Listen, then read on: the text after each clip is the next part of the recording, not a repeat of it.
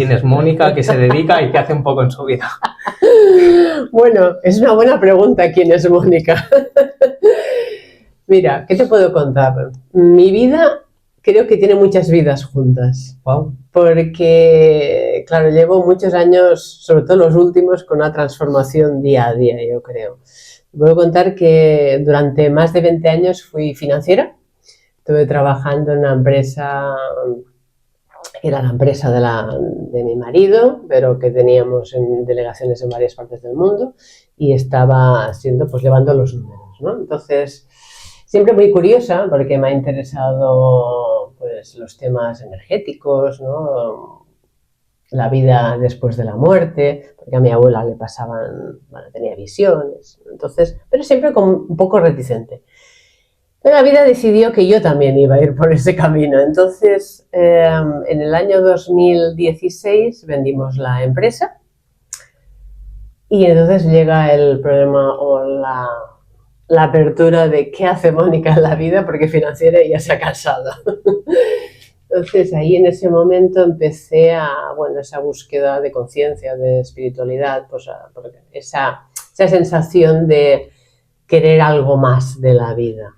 Y topé, entre otras cosas, porque probé algunas, con el trance y con los registros acásicos. El trance fue como un acercamiento a poder vivir la parte inconsciente que se refleja en el cuerpo y pone en conocimiento a la parte consciente todos esos bloqueos que hemos vivido, que nos podemos enterar o no. Entonces, eso ya me dio como una apertura mental grande a la de los números, que son Excel cuadrados, que era lo que vivía durante los últimos 20 años. Y los registros acásicos ya me explotó la cabeza directamente. ¿Por qué? Porque los registros acásicos ya era ir a buscar información de tu libro de la vida, de todas tus experiencias de ahora, de otras vidas, para poner luz y conciencia en este momento. Entonces, claro, cuando yo llego a los registros acásicos es como, ¿yo seré capaz de hacer una cosa así? Entonces, bueno, la verdad es que la vida me acompañó, porque como ya había vendido la empresa y no sabía qué buscar, pues entonces caminé por ese camino que me ha llevado a hacer el libro que tenemos en la mesa hoy. Wow. Entonces, lo que sé es que Mónica ahora está más consciente de lo que era hace 20 años y tengo una visión de la vida más potente y más, como lo diría, más abierta a cualquier oportunidad que me lleve a acompañarme, a acompañar, a sentir, a traer más luz al planeta. Qué buena introducción. Vamos a ir un poco para atrás, luego presentaremos el libro, ningún problema. Y luego lo que vamos a hacer también es hablar sobre estas situaciones que has vivido, ¿no? O esos momentos. Pero vamos a ir un poco más atrás. ¿Quién era Mónica de pequeña? ¿Y alguna vez tuvo esos acercamientos que tenía tu abuela, por ejemplo? ¿Cómo era ese contacto con tu abuela o esos acercamientos de bien pequeña? La verdad es que yo de pequeña tengo pocos recuerdos. Siempre ha sido una cosa que he pensado, pues hay gente que a los 2 años se acuerda de cosas. Pues no, pero sí que es cierto que, bueno, mi abuela falleció cuando yo tenía 7 años, con lo cual viví con ella poco. Sí que los últimos años estuve en casa. No tuve esa apertura en ese momento, no viví cosas extraordinarias. Sí que a lo mejor mi hermano había visto enanitos, yo no, o sea, esa apertura no la tenía, pero sí que mucho respeto para las historias que me contaba, sobre todo mi madre de mi abuela, porque ella, mi madre está como en una generación que ha querido ir más allá y sentir energías y no lo ha podido, y en cambio yo he accedido, que puede acceder todo el mundo, pero claro, necesitas constancia y una apertura mental a poder hacerlo. Entonces, claro, lo que me explicaba mi madre de mi abuela eran cosas extraordinarias, ¿no?, que le habían pasado, y eso a mí estaba latente en mí, yo quería buscar eso, ¿no? Era como me daba un pie, hay algo más que es este cuerpo, que está pasando, que nadie me está hablando de eso, yo quiero ir a buscarlo. Entonces, cuando empiezas a buscar, pues empieza a aparecer. ¿Puedes poner ejemplos de situaciones o ¿De mi cosas abuela? que te explicaban Sí, de tu abuela? sí. Bueno, la más grande, yo creo.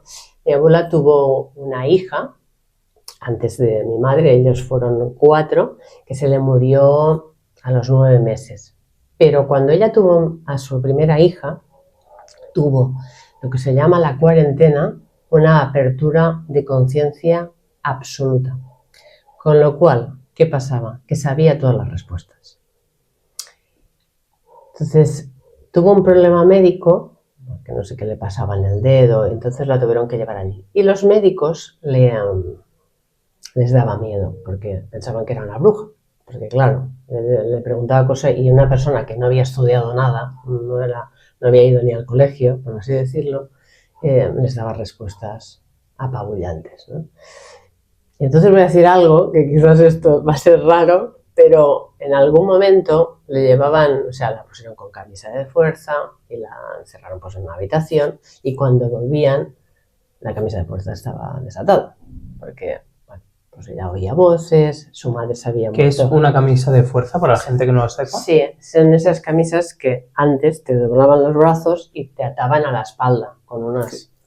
Con muchos cierres. Sí, con muchos cierres. Que a día de hoy están prohibidas esas camisas de fuerza, porque era algo que no te dejaba moverte casi ni respirar. Exacto. Bueno, pues en ese entonces todavía no estaban prohibidas. Le ponían esas camisas de fuerza porque la tomaban por loca o la tomaban por... Un poco por todo, sí, exacto. Entonces les daba un poco... Claro, cuando uno no conoce, te puede apoderar dos cosas, o el miedo o el amor. Pero normalmente suele pasar que cuando te aparece el miedo, no sabes qué hacer con la situación y lo que haces es o taparla o suprimirla.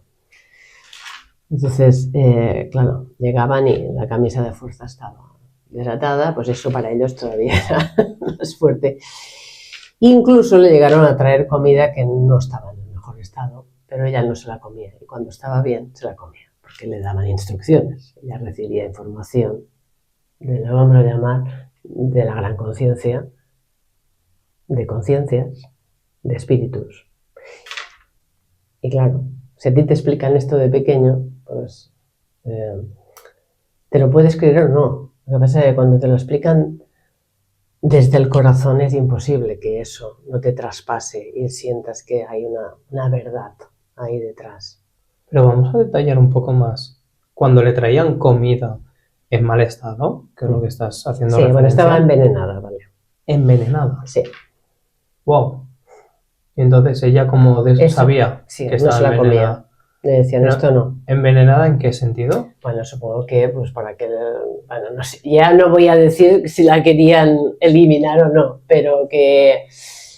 Es lo que te digo, igual es la ignorancia lo que hace que alguien pero claro, quiera suprimir algo que no entiende. Vamos a dejar esa pregunta, si la querían eliminar o no, pero entiendo que le tenían mucho miedo. Sí, yo creo que sí. Porque la veían como una fuerza mayor. Claro, veían a un ser, bueno, veían a una persona que les estaba dando unas respuestas que supongo que tampoco comprendían. Pero, como por ejemplo, ¿puedes poner algún ejemplo más específico de esas respuestas? No, porque a tanto, ya no me acuerdo si en algún momento me lo explicó mi madre, pero lo que sí que es cierto, que esto le duró exclusivamente en la cuarentena, esta apertura tan fuerte. En la cuarentena es cuando uno ha tenido un bebé, que tienes un sangrado que no se acaba de cerrar y a los 40 días ya se ha acabado. Cuando se acabó ese sangrado, se acabó su apertura de conciencia. O sea que iba un poco ligado una cosa con la otra. Por eso que la sangre es sagrada también en las mujeres. Es una apertura brutal. De aquí tengo una amiga que sabe muchísimo más que yo no tengo ese conocimiento, ¿no? Pero es la fuerza de la vida manifestada en plena... O sea, es como que te da mucha información, ¿no? Es como la savia de las plantas. Entonces, en ese momento a ella le dio eso.